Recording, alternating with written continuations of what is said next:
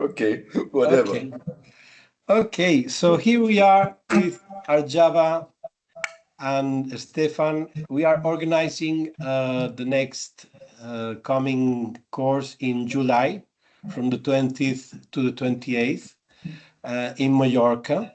So we would like to introduce a little bit Frank Arjava Petter, maybe if you don't know him. Frank Arjava Petter is one of the most internationally recognized Reiki teachers and researchers, especially known for his work in recovering and sharing the original Japanese roots of Reiki. Born in Düsseldorf, Germany, in 1960, he spent part of his youth in India studying meditation with Osho before living in Japan for 12 years, where he deepened in his study of traditional Japanese Reiki. So he's the author of influential books such as Reiki Fire, Reiki, the Legacy of Dr. Usui, the original Reiki Handbook of Dr. Mikao Usui, and co-author of The Spirit of Reiki.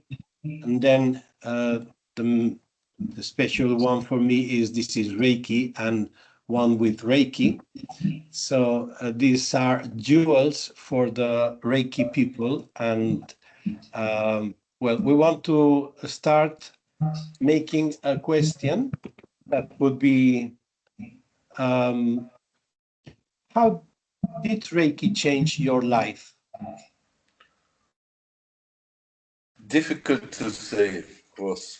It's really difficult to say because in the beginning I didn't take the Reiki very seriously.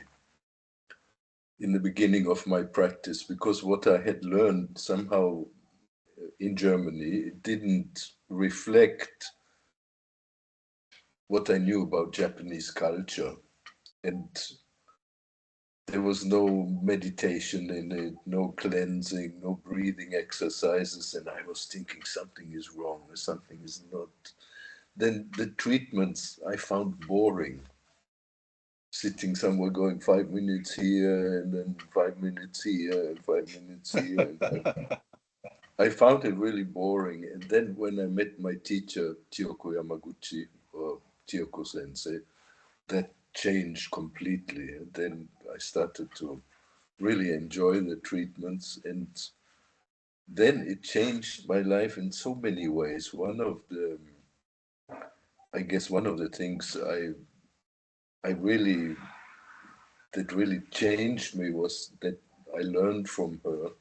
And this is, of course, one of the main things that I'll be teaching, to learn to listen with your hands to the healing process of the body, and that you can say goodbye to all your boredom.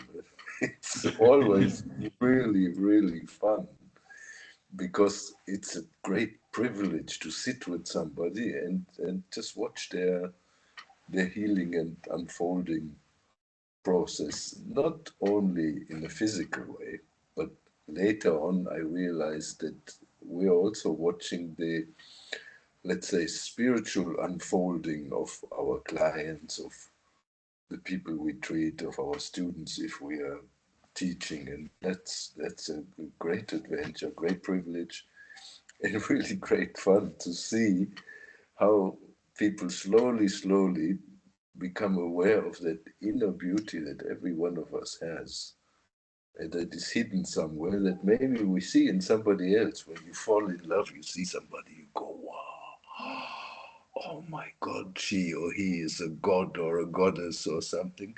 And when you start to realize that you are the same, that same divine being, and that's so beautiful to see people growing into that. And in my opinion, all the spiritual paths, no matter what they are, from all the traditions, whether it's Christian or Hindu or Buddhist, it doesn't matter, or Muslim, um, or any of the other paths, it's all about that. It's about to figure out, to find out who you are, who am I?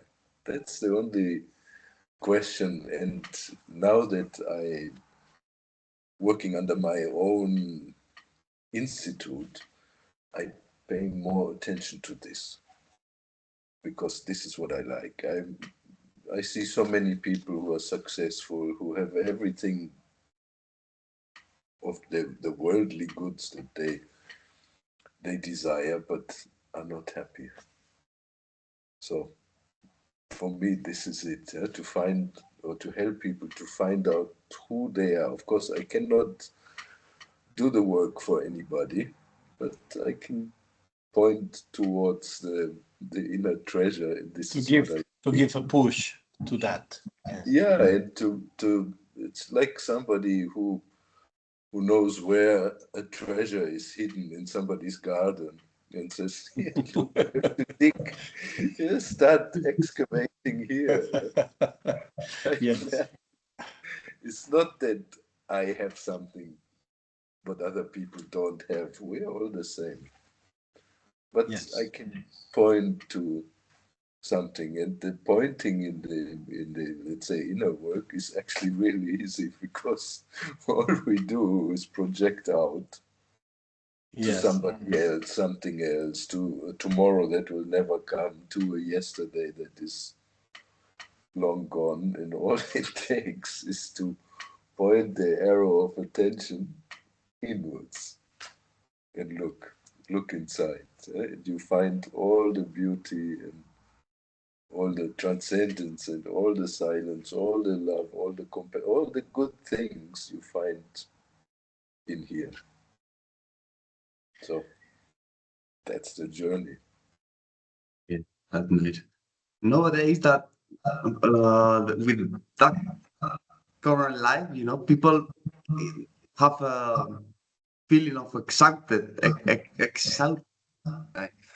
People is exhausted in their living, days. They are Exhausted. disconnected, Yeah. exhausted. Sorry. Exhausted. Yes. So, how can Reiki help them in their daily lives today? Then I think all the body work is really super helpful. Doesn't have to be Reiki. It can be any other body work, because when you are touched, you come back to the present, and in the present you find yourself. It's that simple. Very So nice. what we need to because we are so entangled, and you say, Stefano, exhausted by too much information, too much of everything, we have to slow down and come back to ourselves. It's really simple. If you think of it that way, if you look at nature, you look at trees, mountains, plants, animals, they don't try to be something other than what they are, but they are just themselves. And if we were doing the same, problem solved. But we make it complicated. We entangle ourselves with all these other things. And what it takes is to come back. So any kind of body work, any kind of touch-based therapy brings you back to the basic, to the most important thing, which is, who am I, how am I, and what's going on in this moment. So if you think of it, that all of us spend all our lives projecting into the future and trying to change this and change that, become this, become that, always somewhere else, but never here, really here. So Reiki is fantastic for that. And that has many, many different implications. I will give you one example, and this is something that I learned by doing lots of treatments in the last 30 some years, like thousands of treatments altogether. In the beginning, when I was young, I used to be quite judgmental with people. I would see somebody and think, that nose is very long, or what a weird guy, or any kind of judgment, like we all do. And when I realized the beauty of the treatments and the importance of the hands-on treatments, all that judgment went poof out the window. And this, for myself, I really liked, and it changed me a lot. Because when somebody comes in, maybe you have some idea, he is old or young or fat or skinny or beautiful or not, or any whatever you think. And then after you put your hands on them, all that disappears, and all you feel is how beautiful they are. Everybody. It's super simple. Mm-hmm. And can anyone learn Reiki? Anyone, okay, let's say they have to be of a certain age. Yeah, so, but I asked my teacher that, I asked Chiyoko Sensei, from when can a child be taught Reiki? And she said, when the child can sit like this in the initiation process and understand that they have to keep their eyes closed and can say the Reiki principles, they're old enough to receive. So when they're like 3, 4, it's enough. Of course, then when you teach a child, they don't need to come to a class or anything. They just need the basic, the Reiki initiation, and then the parents can teach the child how to take it from there. This is what I did with my kids. They are now 17 and 21.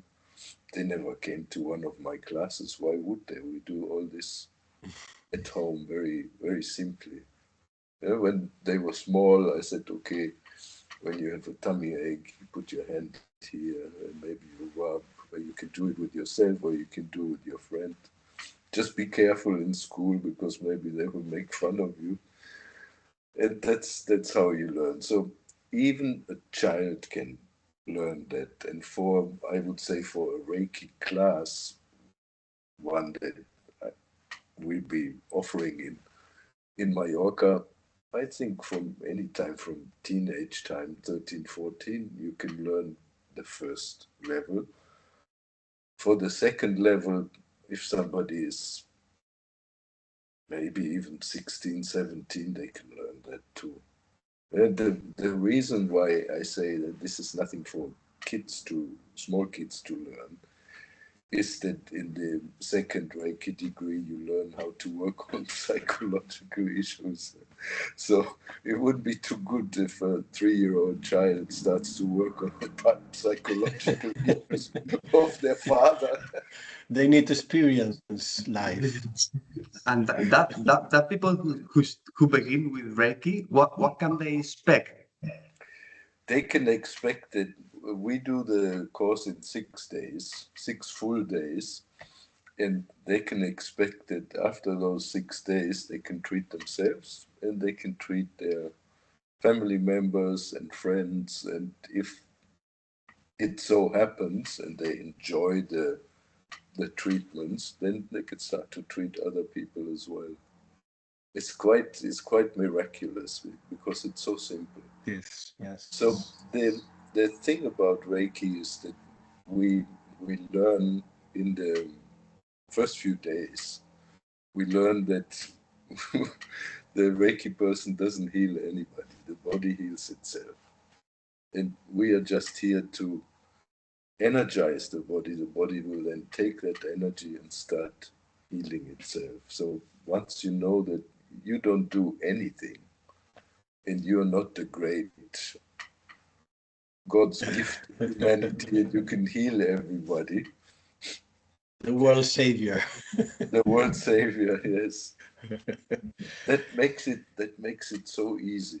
You're just a conduit for, when I say cosmic energy is easily misunderstood, you think of something, oh wow, oh my God, lights and fireworks and everything, but it's very simple. All humans, all animals, all So it will plants, be natural energy from nature. all plants and all animals, everybody, all humans have that healing ability built in. We just forgot. And you recently created the Arjava Reiki Institute. So what makes your approach different? Is a difference between the traditional Japanese Reiki? I would say the difference might be, one is I take a long time to teach. I'm not in a hurry. As I said, I do 6 days for the first two levels, but the difference maybe is that I pay a lot of attention to the inner work, and I like to work with people. I don't like to just pass on information. For me, that's not what it's all about. It's all about you and me and how we can find ourselves. So I pay attention to that. I do lots of personal work with people in the groups, in public or in private. That may be the difference. Lots of meditation every day, sitting half an hour. And I like that. I really like that. In the last few workshops, many of the participants had really nice personal breakthroughs where they just relaxed into their own being, and this is what I like. That's my focus.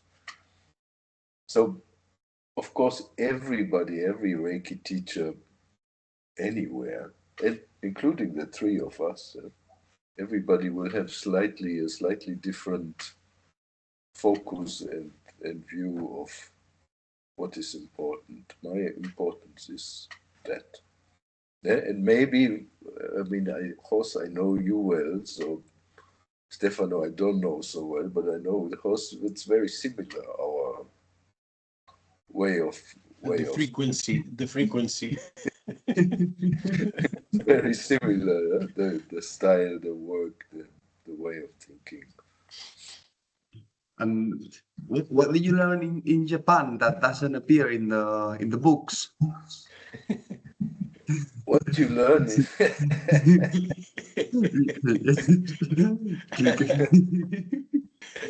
a good question.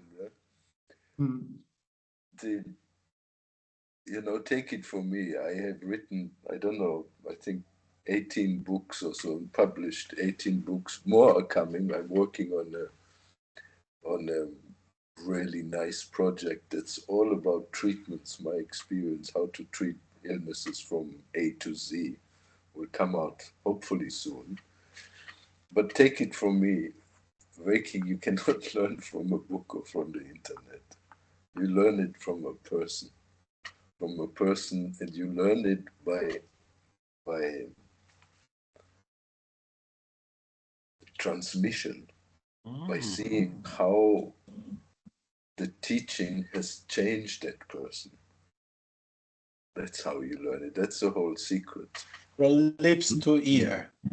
And you cannot get from a book. In a book I can, and I do, and I like doing it too, I can share certain kinds of information, but the real goods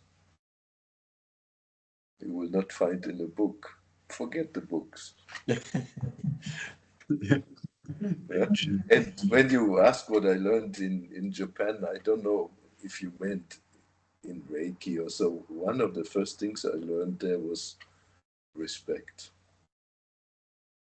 Respect and kindness. That's what I learned. The Japanese are really good at that. It's part of their culture, and of course, this is what I live and what I teach besides the Reiki. Then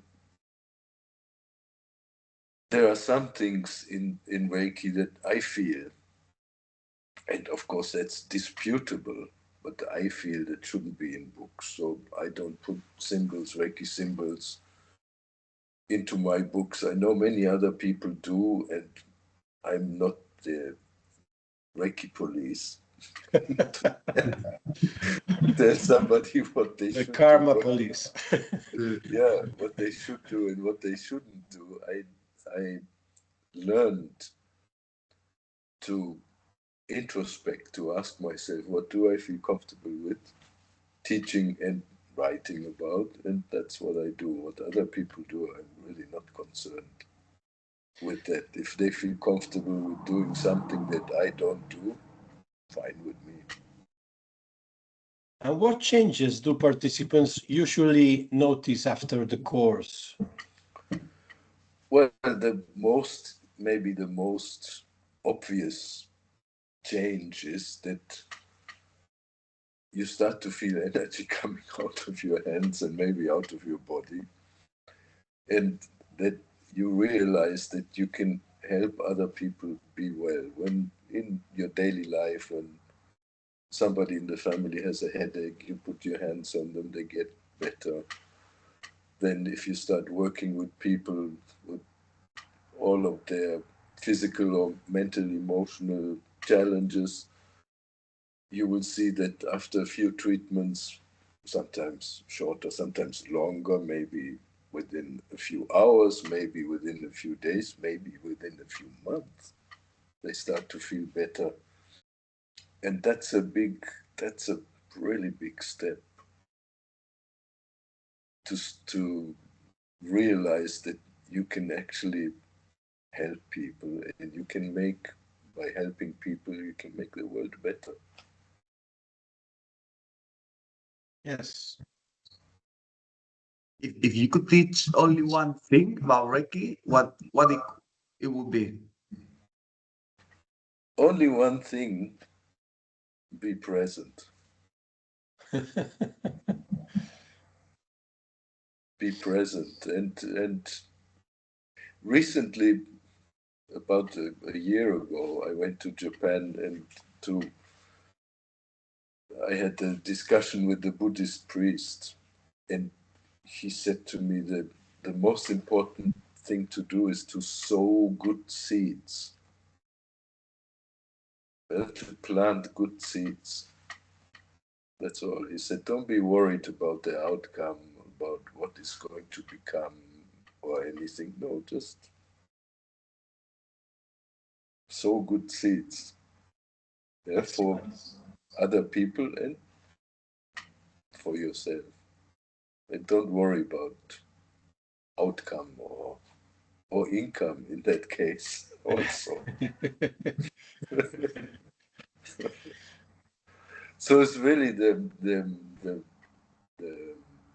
maybe the basis of Reiki to me is compassion in action. That's a nice one. That's a nice thing. Yes. I like that. Yes, it's the power of your heart working for the people. So nice. Whether you play music or you have a restaurant or you do Reiki, it's all the same, really. So, well, so, it's just time to finish. Just to say that Arjava is going to come to Mallorca to visit us in Spain from the 20th of July until the 28th, giving all the teachings, starting by Shoden, Okuden, and Shimpiden, giving Shihan Kaku and Shihan. And it will be a pleasure for you. If you want to come, you have to get in touch with us and will be welcome.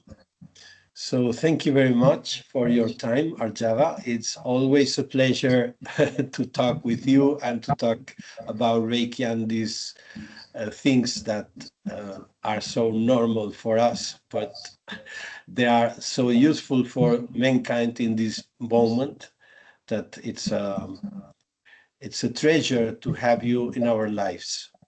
Thank you. Thank you. Thank you. Thank you. Thank you.